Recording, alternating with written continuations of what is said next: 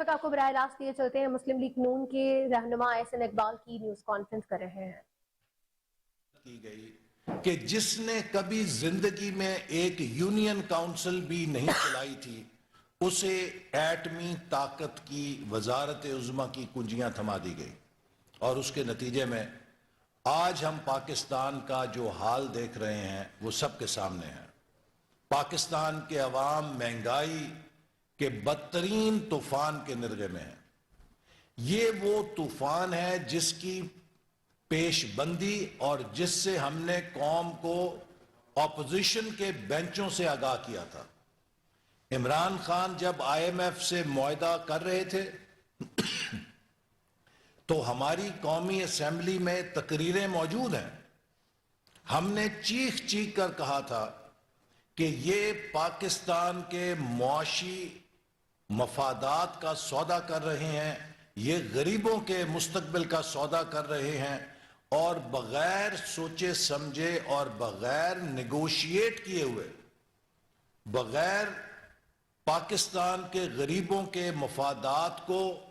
یقینی بناتے ہوئے انہوں نے آنکھیں بند کر کے جو کاغذ ان کے سامنے رکھا گیا اس پر دستخط کر دیے۔ اور ہم نے اس وقت قومی اسمبلی کے فلور پہ کہا تھا کہ آنے والے سالوں میں اس کا نتیجہ بدترین مہنگائی کی صورت میں نکلے گا، اور ہمیں آج وہی نسخہ جو عمران خان اس قوم کے لیے لکھ کر گیا تھا اس کا خمیازہ بھگتنا پڑ رہا ہے۔ آج پاکستان میں معیشت کا پہیہ رک چکا ہے، پاکستان میں نوجوان نا امیدی کا شکار ہو رہے ہیں جیسے کہ 2013 میں تھے۔ آج پاکستان کے غریب اسی طرح مہنگائی کی چکی میں پس رہے ہیں جیسے 2013 میں تھے، اور میرا پیغام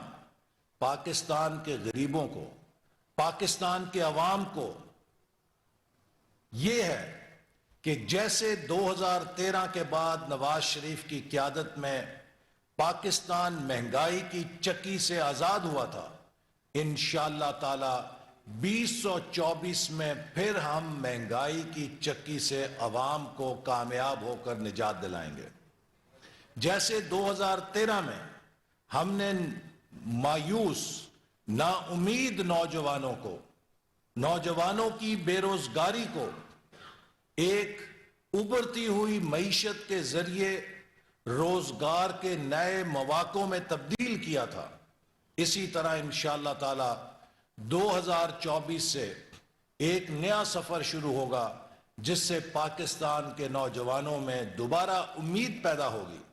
پاکستان کے نوجوان دوبارہ باعزت روزگار حاصل کر سکیں گے۔ جس طرح 2013 کے بعد ہم نے پاکستان سے دہشت گردی کا کلا کما کیا تھا، اسی طرح 2024 کے بعد پھر ہم پاکستان کو امن کا گہوارہ بنانے کے سفر کا آغاز کریں گے۔ آج الحمدللہ ہمارے پاس ہمارے قائد نواز شریف کی صورت میں ایک ایسی آزمودہ تجربے کار قیادت موجود ہے کہ جس نے مہنگائی کو، دہشت گردی کو شکست دی تھی، اور آج پھر ہمیں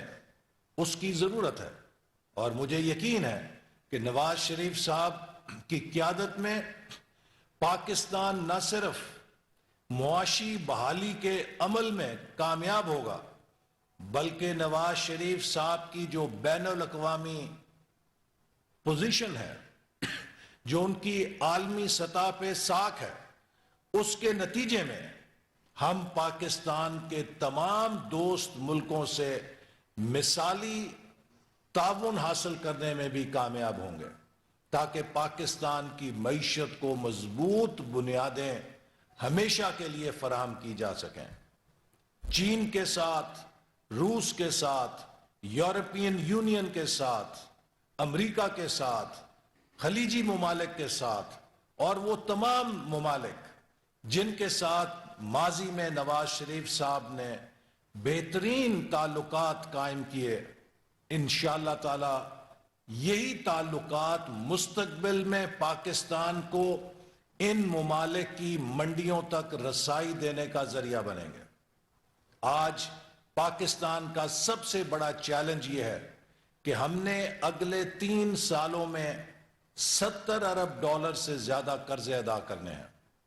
اس وقت ہمارے پاس کسی نئے تجربے کی گنجائش نہیں ہے. ہمیں نواز شریف جیسے آزمودہ تجربے کار طبیب کی ضرورت ہے کہ جو ان 3 سالوں کے اندر ملک کی معیشت کو اس قدر تیزی کے ساتھ اٹھائے کہ ہم یہ قرضے ادا کرنے کے لیے کسی کے آگے کشکول نہ پھیلائیں. یہ قرضے ادا کرنے کے لیے ہم کسی سے امداد نہ مانگیں, ہم مزید قرضے لینے پہ مجبور نہ ہوں, بلکہ پاکستان اپنی برآمدات کے ذریعے, پاکستان اپنی ترسیلات کے ذریعے, پاکستان اپنی خود انحصاری کے ذریعے اور پاکستان اپنے وسائل کو ترقی دے کر, اپنی قومی پیداوار میں اضافہ کر کے اپنی مدد آپ کے تحت اس لائبلٹی کو پورا کرے اور پاکستان کی معیشت کو ہمیشہ کے لیے ہم بیرونی امداد کی زنجیروں سے آزاد کرا دیں. نواز شریف صاحب کا بیانیہ اسی امید کے گرد ہے. نواز شریف صاحب کا پیغام پاکستان کے عوام کو ان کی معاشی مشکلات سے نجات دلانے کا ہے, اور یہ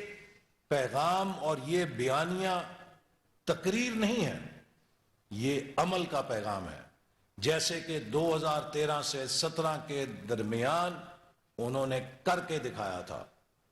وہ ٹیسٹڈ لیڈر ہیں کہ جنہوں نے مہنگائی کے جن کو بوتل میں بند کیا تھا, جنہوں نے دہشت گردی کے فتنے کو شکست دی تھی, جنہوں نے پاکستان کو بیرونی سرمایہ کاری کا مرکز بنا کے دکھایا تھا, جنہوں نے سی پیک جیسے منصوبے کو 3 سالوں میں 25 ارب ڈالر کی سرمایہ کاری سے پوری دنیا کے سامنے ایک کامیاب ترین مثال کے طور پہ پیش کیا تھا, جنہوں نے پاکستان کی ٹیکنالوجی کو ترقی دینے کے لیے بہترین پالیسیاں متعارف کرائیں. اور آخر میں یہ بات کہنا چاہتا ہوں کہ 3 دفعہ نواز شریف صاحب نے پاکستان کو ایشیا کا ٹائیگر بنانے کی کوشش کی.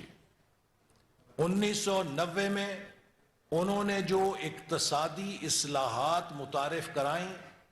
پرائیویٹائزیشن کی, لبرلائزیشن کی, ڈی ریگولیشن کی, معیشت کو آزاد کرنے کی, وہی پالیسیاں ساؤتھ ایشیا میں بھارت نے نقل کی اور ان کے تسلسل کے ساتھ وہ ہم سے آگے نکل گیا. لیکن نواز شریف صاحب کے اس اصلاحات کے عمل کو 2 سالوں کے اندر کاٹ دیا گیا, ان کی حکومت کو برطرف کر کے پاکستان سے وہ پالیسیاں چھین لی گئیں. 1997 سے 99 تک انہوں نے پھر ان پالیسیوں کا احیاء کیا. اس دوران پاکستان کو ایٹمی طاقت بھی بنایا, پاکستان کے جدید انفراسٹرکچر کے منصوبوں کی بنیاد بھی رکھی, پاکستان ویژن 2010 جیسا منصوبہ بھی شروع کیا تاکہ ہم 2010 تک اپر مڈل انکم کنٹری بن سکیں. لیکن 2 سالوں میں مارشل لا کے ذریعے وہ سفر بھی کاٹ دیا گیا. 2013 میں پھر پاکستان کو ایک کامیاب معیشت بنانے کے عمل کا آغاز ہوا. پاکستان میں اصلاحات نافذ کی گئیں, جدید انفراسٹرکچر کی بنیادیں رکھی گئیں, ٹیکنالوجی کی بنیادیں رکھی گئیں, ایک نالج اکانومی کی بنیادیں رکھی گئیں. ویژن 2025 کے ذریعے 2025 تک پاکستان کو ٹاپ 25 اکانومیز میں شامل کرنے کا سفر شروع کیا گیا, جس کی تصدیق عالمی اداروں نے 2017 میں کی کہ Pakistan is well on the way to be in the top 20 economies of the world by 2030. لیکن 4 سالوں میں اس سفر کو بھی کاٹ دیا گیا. پاکستان کے ساتھ اب مزید یہ کھیل نہیں چل سکتا. اب نواز شریف صاحب को इंशाअल्लाह मौका मिलेगा कि वो अपने इस मुआशी और इक्तसादी विजन को कामयाब करने के लिए पॉलिसीज के तसलसल के जरिए, सियासी इस्तेकाम के जरिए पाकिस्तान को एक दोबारा मुआशी ताकत के तौर पे मनवाएंगे। दूसरी बात, उनकी जो सीनियरिटी है, उनका जो कौमी सियासत में मुकाम है, आज पाकिस्तान जिस पोलराइजेशन की सतह पे पहुंच चुका है, पाकिस्तान को नवाज शरीफ जैसे मुदब्बर, नवाज शरीफ जैसे आजमूदा कार सियासतदान की जरूरत है कि जो पाकिस्तानी कौम में हीलिंग कर सके,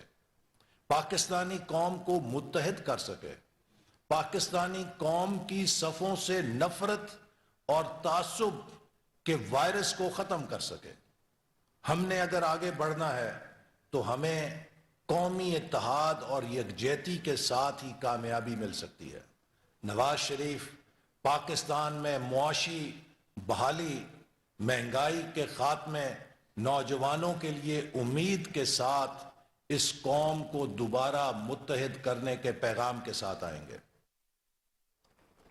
मुस्लिम लीग नून के रहनुमा एहसन इकबाल और मरियम औरंगजेब लाहौर में न्यूज़ कॉन्फ्रेंस कर रहे थे। उनका कहना था कि 2017 में नवाज शरीफ की क़यादत में मईशत मुस्तहकम थी। मुस्लिम लीग की क़यादत में महंगाई और दहशतगर्दी को शिकस्त थी। यही चाहते हैं कि दोबारा मुल्क को तरक्की की राह पर गामसन फिरे। निगरान वज़ीर पंजाब मोहसिन नकवी ने कहा है कि तरक्याती मंसूबों की बरवक्त तकमील के लिए सूबाई वज़रा अफसरान मिलकर काम कर रहे हैं। Rawalpindi chamber of commerce and industries